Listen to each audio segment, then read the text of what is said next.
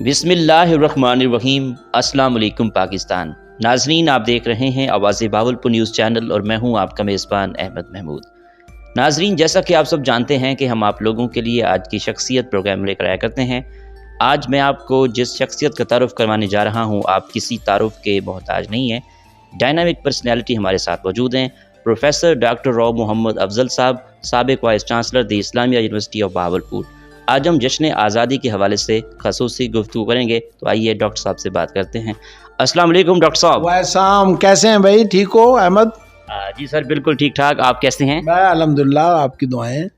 سنا ہے سر، جشن آزادی کیسا سیلیبریٹ کیا آپ نے؟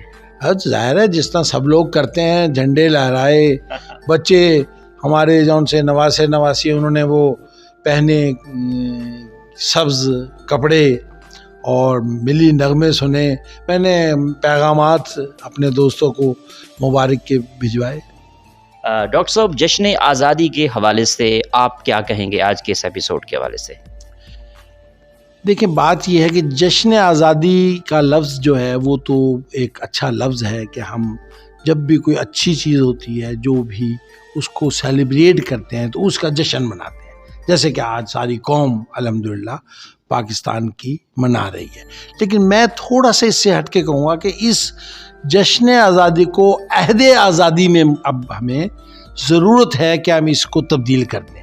عہد آزادی سے مراد یہ ہے میری کہ آج سے 75 سال پہلے جب ہم آزاد ہوئے تھے، اب ہمیں ضرورت اس امر کی ہے کہ اس آزادی کو بڑے کر و فر سے، بڑے وقار سے ہم قائم رکھیں۔ تو عہد یہ کریں کہ ہم آزاد رہیں گے۔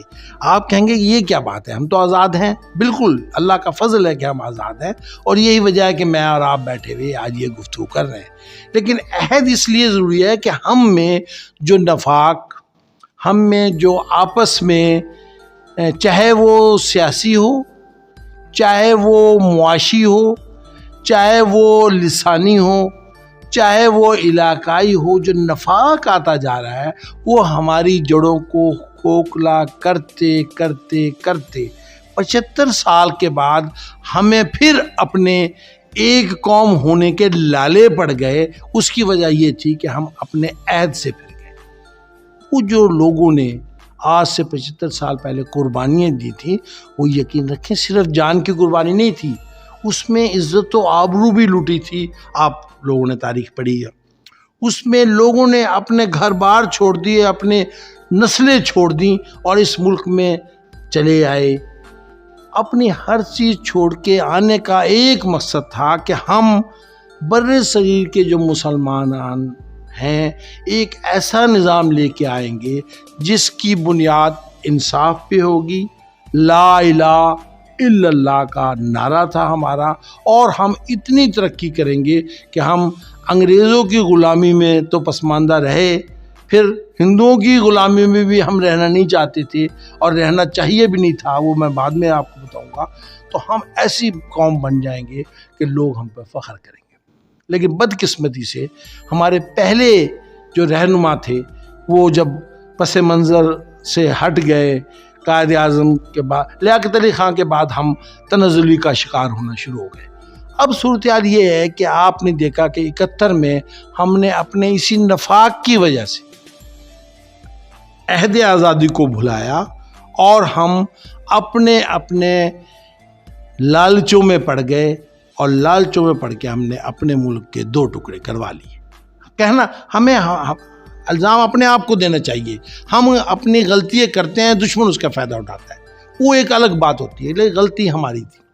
اب اللہ کا شکر ہے کہ اللہ تعالی نے ہماری قوم کو ہمت دی، ہمارے افواج پاکستان نے، یقین رکھیں کہ جتنی قربانیاں ان لوگوں نے دی ہے، اگر یہ نہ ہوتے تو شاید ہم اپنی آزادی برقرار 75 سال تک نہ رکھ سکتے۔ ہمارے سائنسدانوں نے، ہمارے، آپ کہیں گے یہ فوج کے ساتھ آپ نے سائنسدان کہاں سے ملا دیے؟ یقین رکھیں کہ اگر آپ کے پاس آج ایٹم بم نہ ہوتا تو جس طرح ہندوستان نے 4 حملے کیے تھے، اب تک 6 حملے ہم پر ہو چکے ہوتے۔ یہ ایٹم بم بننے کے بعد ہمارے سیاستدانوں نے، آپ کہیں گے یہ سیاستدان کہاں کے آ گئے، کیونکہ لوگ تو کہتے ہیں کہ سیاستدان ہی اصل وجہ ہے. میں کہتا کہ افواج پاکستان بھی اور اس وقت کے سیاستدان بھی جنہوں نے تحفظ دیا اس سسٹم کو کہ ہم نے اس قوم کو مضبوط بنانا ہے, ہم نے ایٹمی پروگرام کو چلانا ہے, جس نے جہاں اس کی حمایت کی وہ ایک اتحاد تھا.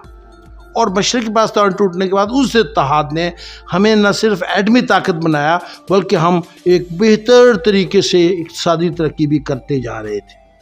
پھر ہم میں لالچ آ گیا, چاہے وہ میں سیاسی آدمی تھا, میرے میں لالچ آ گیا کہ میری باری آنی چاہیے, آپ میں لالچ آ گیا کہ میرے پاس باری آ گئی تو میں دوسرے کو نہیں دینا.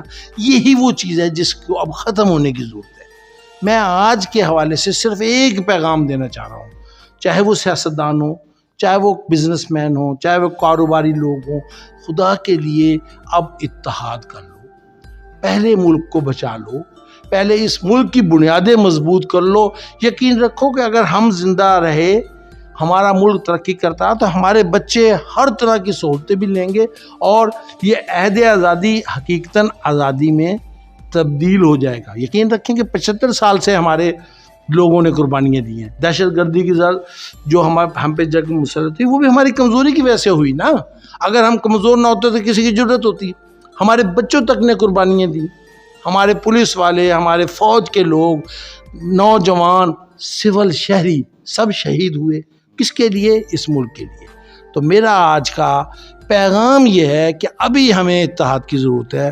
خدا کے لیے یہ کھینچا تانی ختم کر دو, خدا کے لیے ایک دوسرے کی ٹانگیں کھینچنا بند کر دو. سب لوگ اپنی اپنی جگہ, پروفیشن میں کسی میں ہے تو وہ کاروباری اس میں وہ پروفیشنل جیلسی میں اس کی ٹانگیں کھینچ رہا ہے, کاروبار میں ہے تو کاروبار.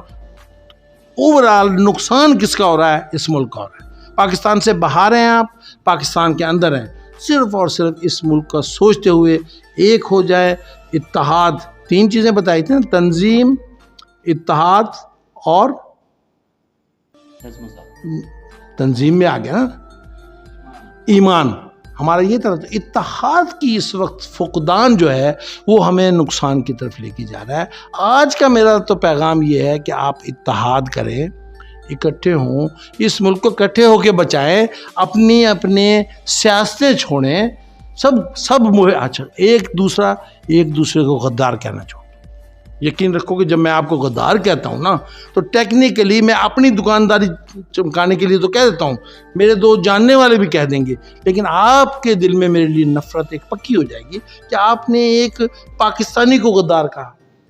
جواباً وہ بھی آپ بھی مجھے کہہ سکتے ہیں. اس کا مطلب ہے کہ ہم نے وہ لڑائی اور نفاق کو ہوا دے دی جس کے پھر واپسی نہیں ہوتی. جب یہ غداری کا کھیل کھیلا جاتا ہے تو یہ واحد زہر ہے جو واپس نہیں ہوتا. اور اس کا ایک آپ دیکھ چکے ہیں کہ شیخ مجیب الرحمان مسلم لیگی تھا, جانتے ہیں نا آپ. ہم نے وہاں تک پہنچایا کہ وہ واقعی غدار بھی ہوا, واقعی ہندوستان کی جھولی میں پڑا بھی, اور پھر اس نے واقعی ہمارے ملک کو نقصان پہنچایا. تو میرا آج کا پیغام یہ ہے کہ خدا کے لیے اکٹھے ہو جاؤ, متحد ہو جاؤ اور اس ملک کو بچا لو. اور یہ چونچلے چھوڑ دو, یہ لفظ ہے تو غیر پاک, یہ جو چونچلے آپ نے نکال رکھے ہیں نا کہ بھی فلاں یہ ہے, فلاں وہ ہے, فلاں چھوڑے. ہم سب ایک سے ہیں, جس کو بھی اب ہم ایک سے, ہم اپنی کوتاہیوں کو بھول جائیں, اپنی غلطیوں کو بھول جائیں, اب ٹھیک ہو جائے. اور ٹھیک ہونا صرف ایک ہے, ہم ایک دوسرے کو ری انفورس کریں, ایک دوسرے کی مدد کریں. جو جہاں بھی پاکستانی ہے وہ متحد ہو کر چلے, تو آپ یقین رکھیں 1 سال میں آپ وہاں پہنچ جائیں گے کہ آپ کہیں گے کہ اب ہم قوم ہیں. ڈاکٹر صاحب بہت اچھا میسیج دیا ہے جشن آزادی کے حوالے سے, بہت شکریہ. بڑی مہربانی بھائی, آپ نے یہ اس موقع پہ یہ میرا پیغام آپ نے تمام سننے والے تک پہنچایا, بہت شکریہ. جی تو ناظرین, آپ نے آج کی شخصیت پروگرام سنا. پروفیسر ڈاکٹر رو محمد افضل صاحب سے ہم بات کر رہے تھے. ایک نئے ایپیسوڈ میں ملاقات ہوگی, وہ فصل گل جسے اندیشہ زوال نہ آئے. اللہ حافظ. اللہ نگہبان. پاکستان زندہ باد.